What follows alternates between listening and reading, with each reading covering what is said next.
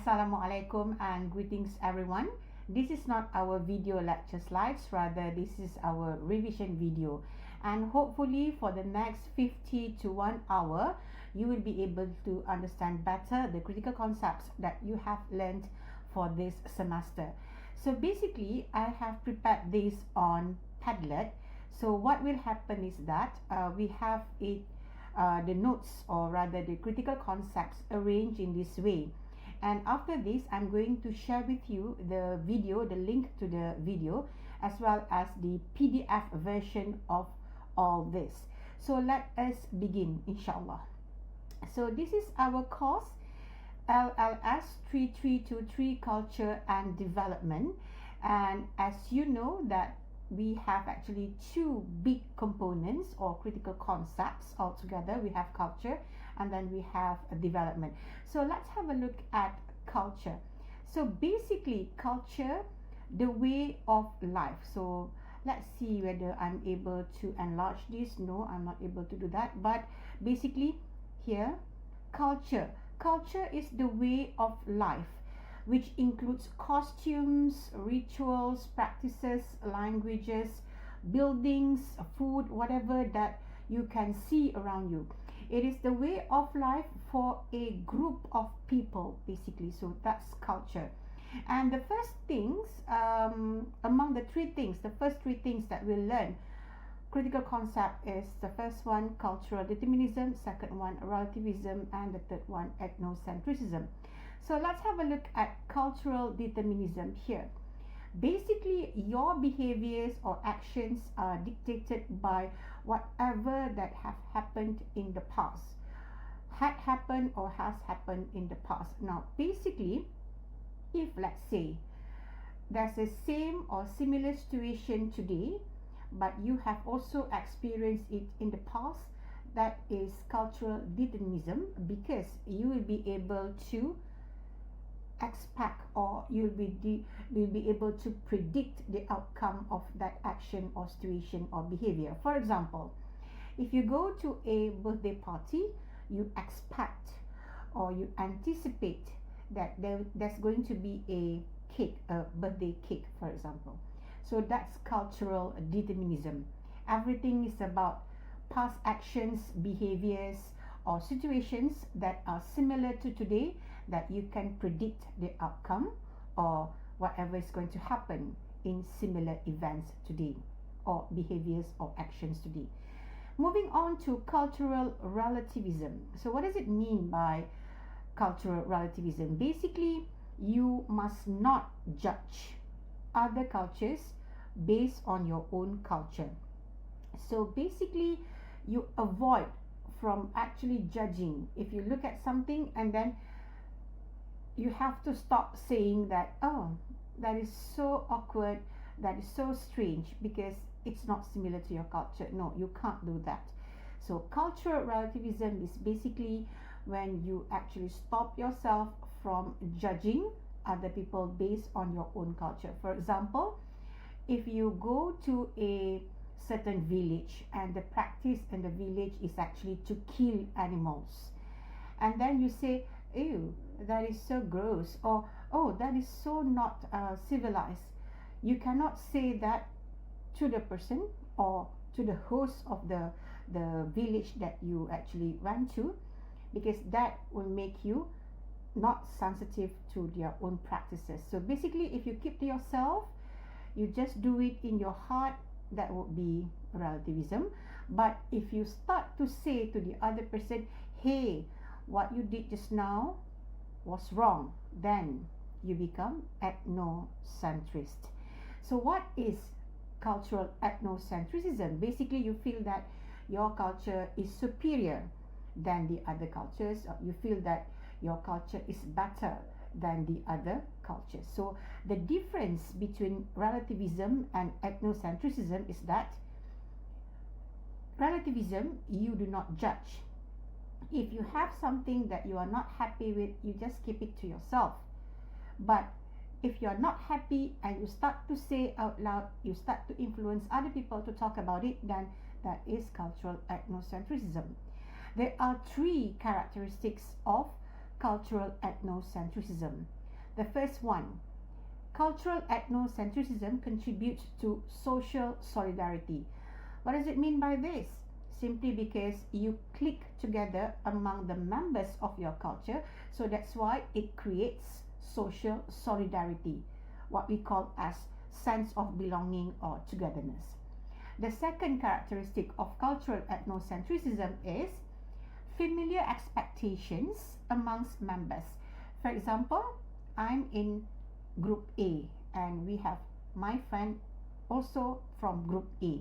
So what happened is that both of us expect each other to actually behave or to act in certain ways because we are from the same culture. So familiar expectations amongst group members. And the last one, the characteristic of cultural ethnocentrism is the fact that you think of different behaviors as strange. You look at other members of other groups, or you look at other people, you look at other cultures, you feel that, hey, that is so strange. So you start to have this thinking that you are the best and the others are not the best. So that's why the third characteristic, thinking of different behaviors as strange. So let's recap the first three cultural critical concepts that we learned: cultural determinism, cultural relativism, and cultural ethnocentrism. So all this the first week that we learned. Moving on, we just focus on culture first, ladies and gentlemen. So moving on, we talk about layers of culture. So there are 6 layers of culture. We talk about national and then regional. Regional means the countries surrounding Malaysia, like Indonesia, like Brunei or Singapore. So that's regional. And then we talk about layers in terms of gender and then generation, social class, and last but not least, corporate layers of culture. Now, why is it important for you to know the layers of culture? Simply because you need to understand, for example, if you talk about national layer of culture, that means everybody in Malaysia, let's talk about Malaysia, everybody in Malaysia will be accepting national practices. For example, we understand national language is Bahasa Melayu. We are able to use it. We are able to practice. We are able to speak in that Bahasa Melayu. And for example, another example would be if you're talking about baju kurung or baju Melayu. That would be national layer in terms of that. And if you look at a regional, for example, if they start to talk in terms of baju kebaya, not baju kurung, baju kebaya. So basically in Malaysia we also have baju kebaya, but it is not our national costume. It's just part of whatever that we have in Malaysia. So Indonesia, for example, they have baju kebaya as their national costume. Malaysia, we have baju kurung as our national costume. So that's why you need to understand layers of cultures. There will be a lot of similarities between people in the same region. Language, food, baju or clothing, the costumes that you have. So that's it. Okay. Now moving on to measuring cultural differences. If you talk about, let's say, Malaysia and Indonesia, or if you talk about between a man and a woman, so there will be ways to measure cultural differences. There are 4 indices that you can use in order to measure cultural differences. The first one is masculinity index, and then we have power distance index, and then we have uncertainty avoidance index, and last but not least, individualism index. Masculinity index is always about the gender, male and female, how we actually see and perceive something. That will be differences, and of course you have to have ways to measure it, so you can use masculinity index. Power distance, between a group of people who have power or who hold power and a group of people without or having lesser power. Uncertainty avoidance means you are always trying to avoid. If you are not sure of something, you will just avoid from getting into trouble, basically. So that's where you actually, between cultures, sometimes you can see that some of the characteristics of these cultures, they love to be involved in conflicts, and some will normally will just be quiet and we do not resist anything. So when you want to measure the difference, so you use uncertainty avoidance index. And last but not least, individualism. This is between, for example, Malaysia and the United States of America, for example. Malaysia is very collectivist in terms of our practices.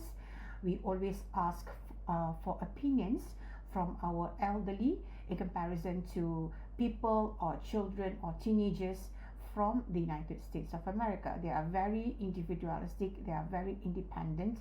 They will just avoid from asking their parents on certain issues or on certain decisions that they have to make.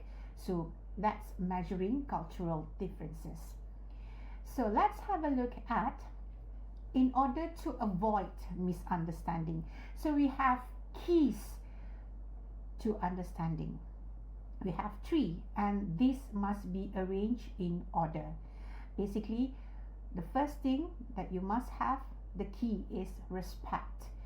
Basically, respect. You respect other people's opinion, practices, and value.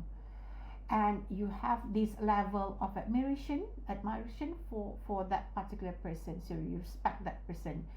And basically, this is, I would say, the easiest in terms of trying to avoid miscommunication. Trying to have harmonious living, for example. You live in a dorm, in a room, so 6 or 7 of you, different background and everything. So the first thing that you will have to do is actually to respect all members in your small room.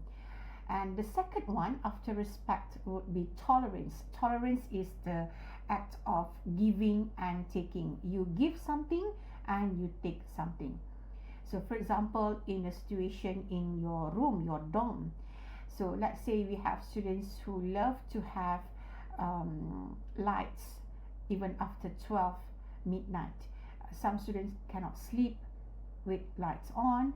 Some students love to sleep light off or light on. So basically what happens is that you can give and take. So let's say Monday, Wednesday and Friday, lights off after 12, and then the other days will be light on for those days. So you are giving something, you are surrendering something, and then you are gaining or you get something. Last but not least, I would say the most difficult is actually acceptance. Acceptance would be the most difficult, because this is the fact that you have to accept everything as a whole. You cannot just take the good thing, you must also consume or take or embrace the bad thing about something. So keys to understanding would be first respect, second tolerance, and third is acceptance. Now let's talk about, in terms of, I would say, communication. In terms of trying to understand communication would be high context culture versus low context culture. So here we have here. So this is actually under trying to avoid conflict or trying to build up harmonious living. So we have high context culture versus low context culture. What does it mean by this? Just remember, Malaysia is high context culture. So high context cultures mean that people in these cultures emphasize interpersonal relationships. So basically we develop trust, very important. And then the cultures are collectivist like us Malaysians. And then we prefer group harmony and consensus to individual achievement. So basically everything that we have to do, we do it together. So that's high context culture. And low context culture would be the opposite of high context culture. Example of low context culture would be Western societies, especially the United Kingdom as well as the United States of America. So low context cultures are logical, linear, individualistic, and action oriented. So basically, people from low context culture, they value logic, facts, and directness. They are very direct during communication. So when they try to solve problems, they will try to actually put in or lay down all the facts and then evaluate one by one. So basically, they value all these logics and discussions, but whatever happens after that would be action. So they will take actions upon actually understanding whatever issues that they have. So when you talk about communication, understanding communication between high context culture and low context culture, these are the characteristics. Moving on, trying to understand people's emotion, that would be affective culture versus neutral culture. Remember, Malaysians are affective in nature. So people in affective cultures are good and not shy to show their emotions. If you are sad, you just cry. So people will be able to see your face and whatever the tears that you have. And on the other hand, people in neutral cultures, they are not able to express their emotions well. But that does not mean that they do not have emotions. They do. It's just that you are not able to see it on their face. They are very good at hiding their emotions. So if, let's say, they are sad, they will, not show it, but deep inside, they will feel remorse and sadness. And the third one, if you're talking about time. So high context versus low context culture, it's about communication, how people communicate. Affective culture versus neutral culture is about emotions. And if you talk about timing or time, sequential versus synchronic culture. So Malaysians, we are always synchronic. Okay, synchronic. So let's have a look at people who are synchronic like Malaysians. We are multitask. We are able to do many things at the same time. So we are able, as I have explained just now, do many things in one time. In comparison to that, sequential cultures like the UK, United Kingdom, and United States of America, they actually see time as a commodity. They really value time. Time is golden for them. So what happens is that they will perform one task at a time. So they love timetable. So for example, from 8 to 9, what they will be doing will be detected by all this. So 9 to 10, next task. Now, even if the first task is not completed, they will still stop and do the next task as scheduled in the timetable. So that's timing, sequential versus synchronic. So Malaysians, we are high context, we are synchronic, and we are affective culture. Now, persuasive communication. What does it mean by persuasive communication? So actually, we have looked at what we call as the categories of culture: high context, affective, and synchronic. So when you talk about persuasive communication, it is always about looking at who you are communicating with. So it depends on the audience, and whatever it is, you really have to understand all this. And then if you go to persuasion therapy, it is always cultural specific. It is culture specific. The way people heal, for example, the term today is healing. So the way people heal depends on the culture, his or her culture or their culture. So moving on, let's talk about cultural assimilation, cultural adaptation. So basically, cultural assimilation and cultural adaptation, they both come from ICT and cultures. So the impact that we have when we talk about ICT is actually global village, and there are no boundaries. Imagine we talk about global citizen. Why? Because we are able to get news from the United States of America within seconds. Whatever happening now, you can just Google and you get the details. So basically, there's no boundaries, no more boundaries in terms of what we call as netizenship. So that's why we call it netizen, all of us. So global village. However, there are of course challenges if you talk about ICT and cultures. First, how do you preserve cultural practices? Because when everybody is using English, for example, so where's the uniqueness in terms of using Bahasa Melayu, or in terms of using Tamil, or in terms of using Spanish, because everybody speaks English. And then of course the second challenge is maintaining language and identity. Now, if you remember, there's this one saying, bahasa jiwa bangsa, in Bahasa Melayu. So if you're not able to use your language, you won't be able to preserve your culture, because language is part of culture. So that's why it's very important, ladies and gentlemen. You must be able to use Bahasa Melayu perfectly, and of course, in order for you to compete internationally, you must have English and perhaps a third language. What you are learning now in UPNM, perhaps Arabic or French. So all those will be able to help you in order to compete internationally. So ICT and cultures. Now, of course, as I said, ICT and cultures bring two critical concepts, which are cultural assimilation and cultural adaptation. So cultural assimilation resembles the dominant cultures in terms of language or behaviors or the way you dress.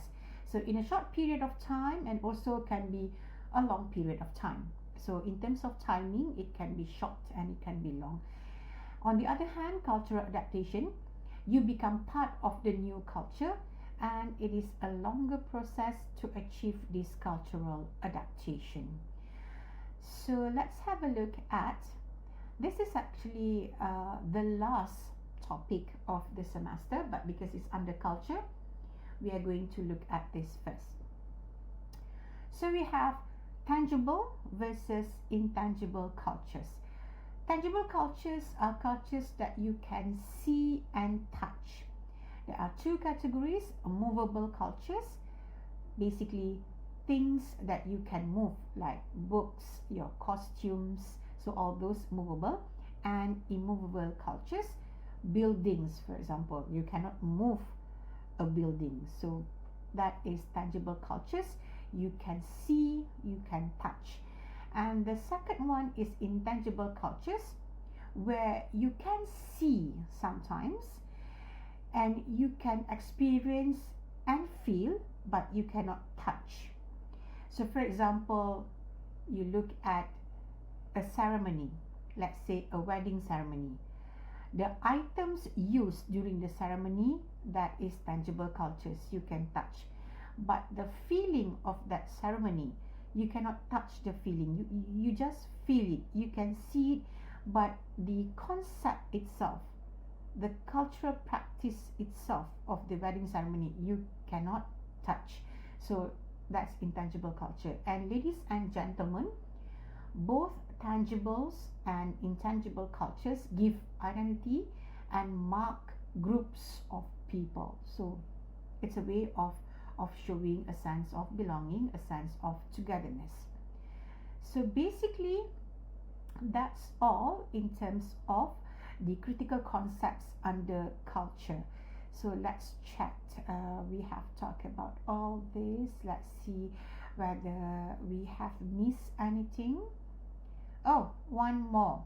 Yes, one more before we move on to the pink colored one. So we have here national, local, and popular cultures. Ladies and gentlemen, let's talk about national, local, and popular cultures. If you talk about national culture, it is all practices that are accepted by all people in Malaysia. So basically practices that are accepted by all and used by all. For example, baju kurung and baju Melayu.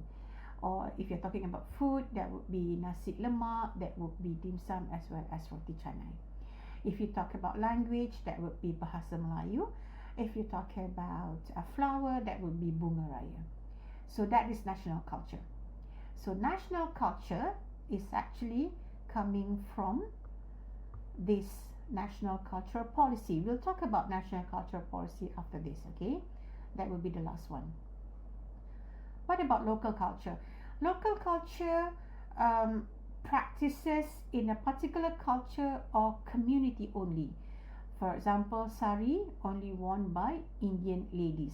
Now, for me personally, it is very important to have and to treasure local culture, because that's where Malaysians are unique, or Malaysia is a unique country. Foreigners come to visit Malaysia not because of national culture, rather because of local cultures. For example, if you talk about sari, it's very beautiful on its own way. You know, if you look at it, let's say the way that you wear sari. So particularly if you would like to actually use sari or adopt sari as a national cultural heritage, that means you have to follow the third policy here under national cultural policy. So that's why I feel that sometimes whatever that is local must remain local, because that's where we can actually show or we can project our identity as Malaysians. Last but not least would be popular culture. So basically practices that are based on trends. So as I said, I think in one of the classes during my student year, the trend was Bollywood. Today is K-pop or J-pop and all those. So practices based on trends. So for example, K-pop costume, makeup, we have anime and all those. So that would be popular culture. When I was a student, there's this one very famous mobile phone, Blueberry. Or was it Blackberry? Sorry, Blackberry. But it's no more now. For those who actually use Blackberry, it's like very exclusive, because in order for you to chat with someone using Blackberry, you must have a specific pin, like pin number, 4 digits. So it's kind of unique, but it's just a trend. There's no more Blackberry today. So national, local and popular culture. Now let's have a look. Let's have a look at national cultural policy, ladies and gentlemen. In 1970, not in the 1970s, yeah, this cultural policy was established in the 1970s. So this is a guideline to promote peace and harmony in Malaysia. So there are 3 elements of national cultural policy in Malaysia. First, it must be based on indigenous cultures. Second, practices from other cultures that are suitable can also be included. Third, Islam is the basis for the policy. Now let's recap the examples on how you can talk about national cultural policy. Let's say, coming back to this local culture here, sari. Sari is unique in its own way or on its own way, but if we want to make it a national cultural heritage, if we want to make it a national culture, then sari must be worn according to Islamic practices. So it must be Sharia compliance. Meaning to say, if you look at sari, you will see that there's no sleeves or short sleeves sometimes, and then there will be bare torso here. So if you want to make it national cultural level or cultural heritage, then you have to make sure that everything is covered. And if everything is covered, ladies and gentlemen, personally I feel that the beauty of sari itself will be at lost. We will not be able to see the way that the sari actually moves, yeah, when the lady who wears it moves. So it's it's kind of different. So that's why, as I said, something should be just at the local cultural heritage or at the local culture only. Another thing, if you want to promote a certain dish in terms of making it a national cultural heritage like nasi lemak, roti canai and dim sum, so you have to make sure that the ingredients used it's halal, because the third element in the national cultural policy is Islam is the basis for the policy. So I guess let's come back to this culture and see whether we have covered all. Okay, yes. Okay, great. So we have covered all these blue colored notes as well as this pink color one. This one, just one here, this pink colored one. Now let's move on to the second part of our revision video, development. So here we'll just talk about development and what is the meaning, what is the definition of development. Development is a positive and or negative improvement. Improvement is the keyword, but another keyword would be positive and or negative. So that's the meaning of development. So let's talk about the first or the easiest that we have actually learned. Categories of development. We have social development, we have economic development, we have physical development, we have intellectual or cognitive development, we have political development, and there are many more categories under development. For example, not listed here would be spiritual development, and as I said, many other developments. So categories of development, this is what we learned so far. So basically, political development, for example, here we are talking about how, taking Malaysia as an example, when we actually gained our independence in the 1957. So before independence, of course, there were some sort of discussions on how to actually run the country after we gained independence. And then because we were colonized by the United Kingdom, so we talk about, okay, let's do democracy. So if you talk about democracy, there would be what we call as political parties. So of course, when we gained our independence, and then we wanted to actually choose the leaders of the country. So you have to form these political groups. So from the 1957 era until now, we have seen some very strong political groups, and then we have seen some political groups which have actually died or just stopped or abolished or abandoned for some reason. So that's the meaning of development. If you talk about economic development, this is, I believe, the in terms of the impact would be the biggest for a country like us. We are a developing country. We are still developing, ladies and gentlemen. So because of that, we need this economic development to be strong, to be stable. And then of course social development, and under social development we can have education, we can have in terms of children's development and all those.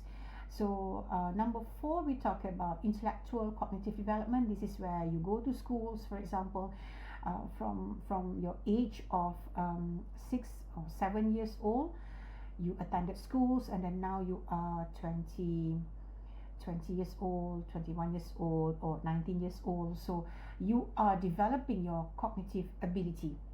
And of course, if you talk about physical development, there are two, I believe, definitions. The first one would be physical in terms of your own body, physical development. You have to eat healthy food. You have to make sure that you consume a lot of water. So that is your physical development. And another meaning would be the buildings, whatever that we have.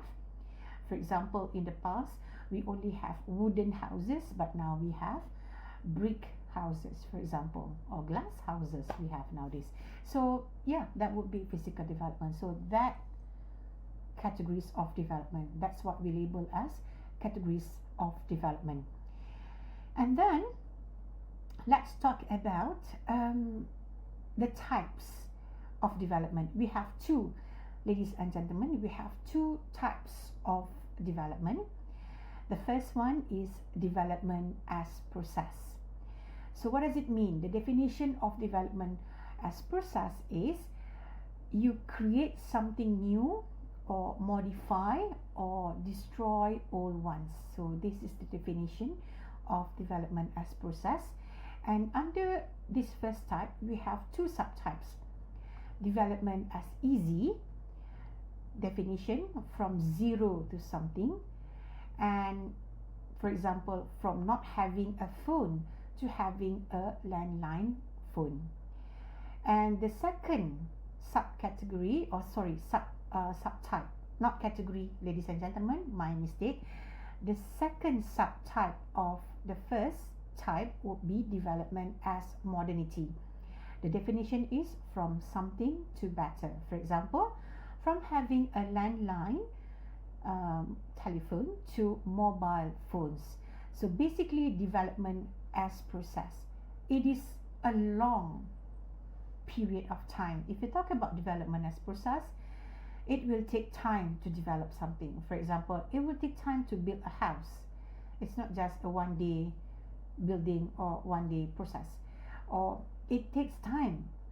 For example, from not having anything to use to communicate to having a landline phone. The development of the technology, for example, takes time.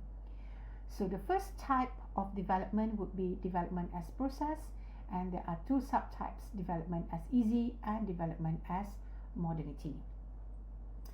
Let's look at the second type of development, development as intention. Basically, this is the intention. When you do development, there must be intentions or aims or purposes, and when you do that, of course, you must have what we call as policies.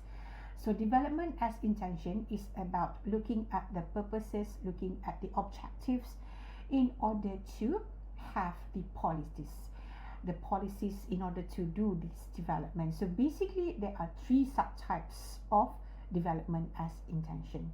The first one is development as control. The definition is you have to control development. And who do you control, or what do you control? First, you control people, then you control finance, and then you control the security. Why must you control people? Of course, when you do development, the people from the engineers, contractors, architects to the people who actually do the building and all, you have to control them. Why must you control finance? Of course, very important. If you go or you spend more than what has been budgeted, then the building that you are trying to build will not be complete. So basically, you have to control that. And why must you control security? Of course, when you build something, there will be a lot of things that will be involved in terms of security. For example, there will be threats from maybe other developers, or there will be threats from maybe disasters, natural disasters, for example. So those are under security. The second subtype would be development as empowerment, and the definition is you give power to people. For example, you build a school, you come to university, for example, ladies and gentlemen, that is actually giving power to you. That is development as empowerment. And the last subtype of development as intention is development as discourse. The definition is when policies are discussed and when policies are approved in the parliament. So development as intention is the second type of development, and it has three subtypes, including development as control, development as empowerment, and development as discourse. So let's have a look at, ladies and gentlemen, ICT and development. Here we have ICT and cultures, and then here we have under development ICT and development. So if you talk about ICT and development, of course, there are a lot of positive effects, I would say, in terms of ICT and development. This is because ICT can facilitate development, and the most important thing is all of us must become creators, not just users of ICT if you talk about development. So that's why today we have what we call as content creators, for example, where you create content in order to help or to develop the mind of the youngsters. So that's why if you become a content creator, you have to make sure that whatever that you create or whatever that you try to promote must be able to help the development of the country. So ICT and development. Now let's talk about sustainable development. What is sustainable development, ladies and gentlemen? Sustainable development is a balanced development between all categories of development. So there's no point if your economy is developing well, but the social or the political development are not stable. So sustainable development is a balanced development, and there are three pillars to sustainable development: environment, economy, and society or social. So very important for these three pillars to be together in order to talk about sustainable development. Why must we care about sustainable development?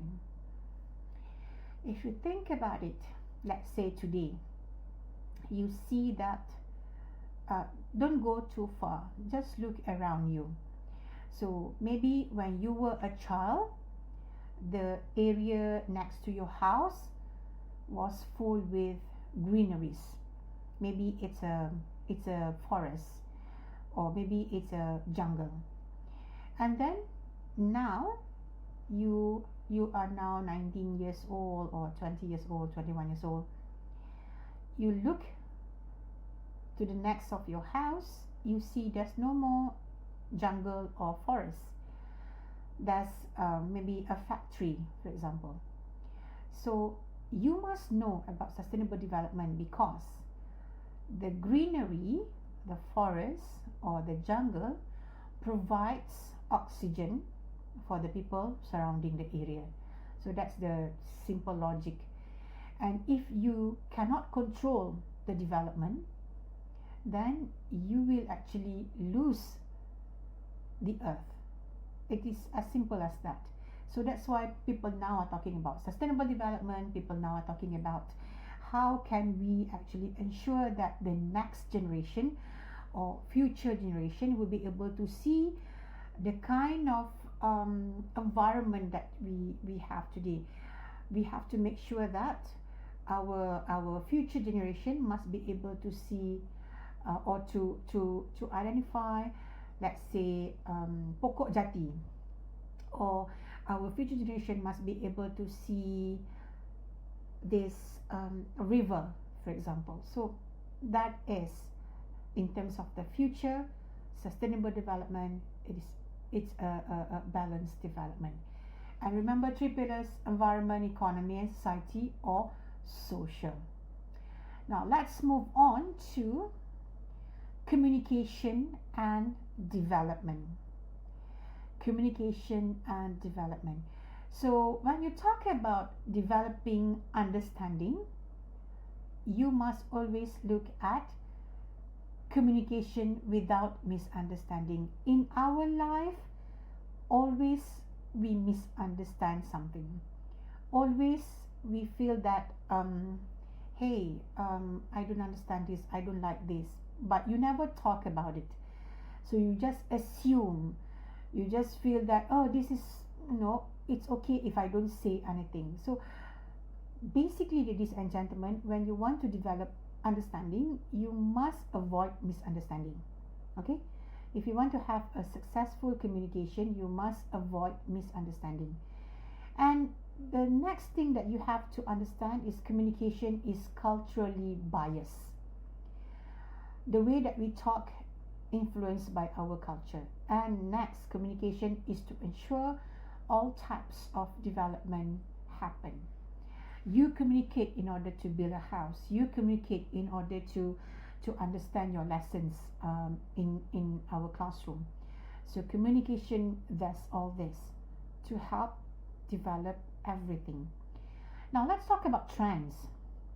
This is a little bit tricky. If you talk about trends in communication and development, first trend is you have to develop communication.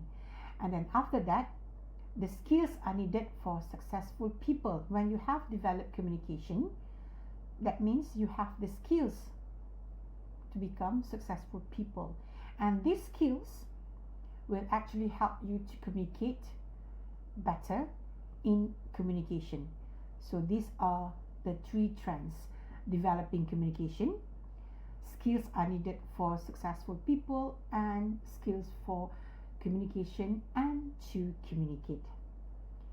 And the last two under development, the critical concepts, can be quite tricky and challenging. So let's talk about development, dimensions of development. So remember, ladies and gentlemen, we have categories of development, we have types of development, and then we have dimensions of development, and last but not least, we have trends in development. Let's look at dimensions of development first. So first we have context. We have framework to your development. Now this one here, ladies and gentlemen, they must be arranged in order, number 1 until number 7. It is similar to this one here, keys to understanding. Must be respect first, tolerance second, and acceptance third. And for these dimensions of development, you must start with context. So framework to your development. What is it? Yeah, what is it? What's the framework? Second, explanation. Why must you have the development? Why must you build a house, for example? Epistemology, that would be knowledge.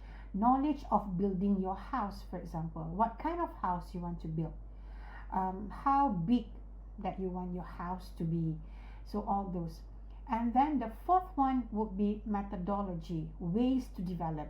So if you have decided, okay, I want to build a wooden house. So what's the best method to build the wooden house? Next, representation, which is meaning. When you build a house, you must understand that that would be your symbol, your identity and all. So it represents you. So the kind of house, let's say if it's a wooden house, what kind of roof should I have? So maybe you want to have a Minangkabau roof to showcase that you are from Negeri Sembilan, for example. So representation is number 5, the dimension, and that is about meaning and symbol. Number 6 would be imagination. You must be creative and innovative, but must be logical. Logical means, let's say you want to build a house and then suddenly you say, oh, I want to build a house on a tree. Okay, it sounds logic, but it depends on how big your house would be and how huge and how big is the tree. You want to build a house on a tree. So all those, it can be as creative as possible, as innovative as possible, but it must be logical as well. Last but not least would be future.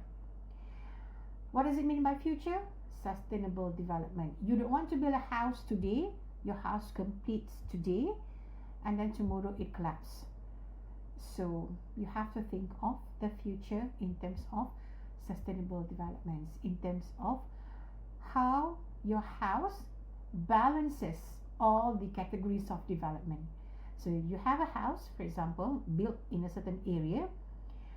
What has your house contributed to physical development, social development, economic development, or political development? So it must be balanced. So that's why future is the dimensions of development, the last dimension of development. So to recap, you will always start with context, explanation, epistemology, methodology, representation, imagination, and future.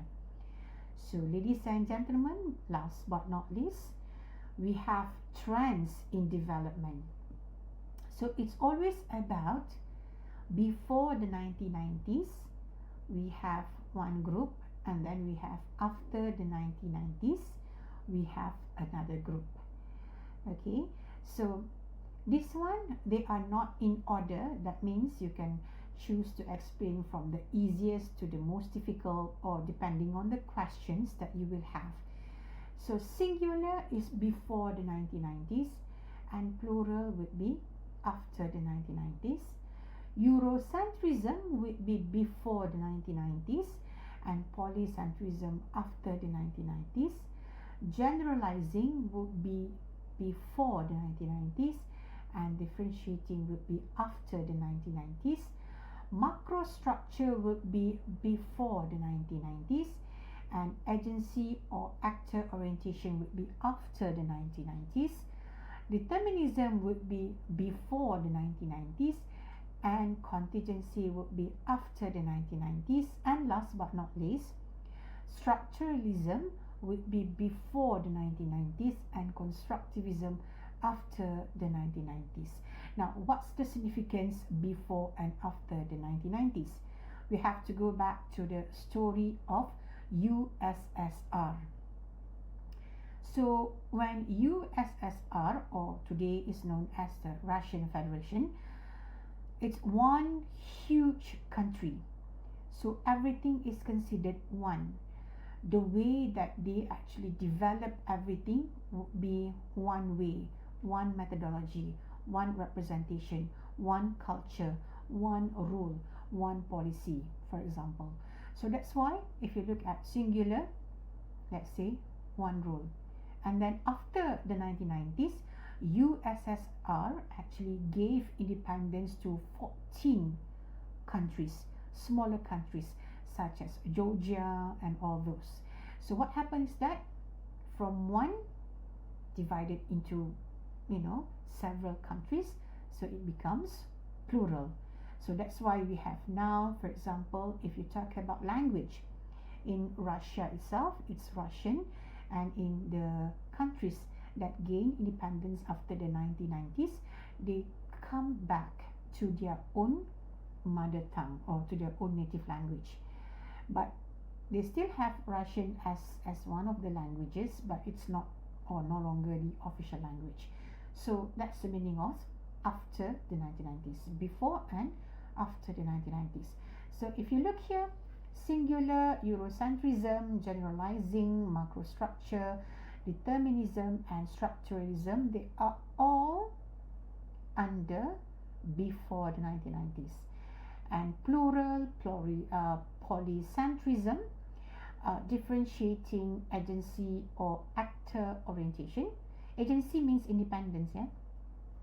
Contingency and constructivism, they are all after the 1990s, where all countries can actually choose which ways or how to do something, or how to represent their country, or how to actually understand the rules and regulations. They can actually follow the Russian, of course, but once they gain independence, of course, they want to highlight their own identity.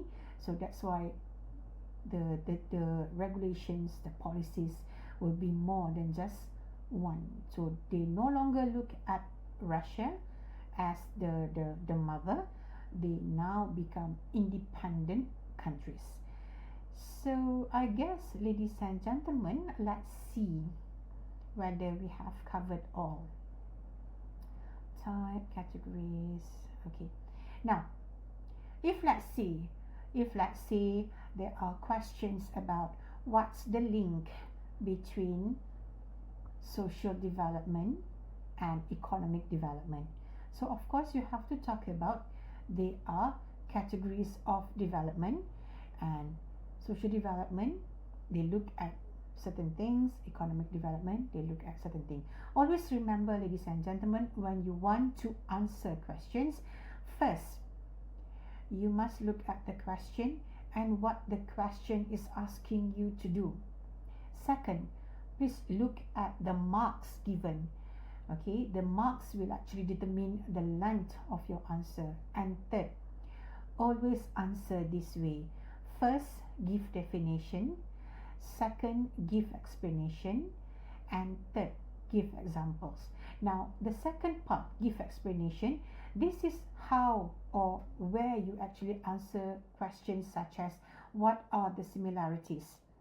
So when you explain, that's where you answer similarities, or what are the links between A and B, for example. So this is also where, under explanation, you give the links between A and B. So ladies and gentlemen, I do hope that this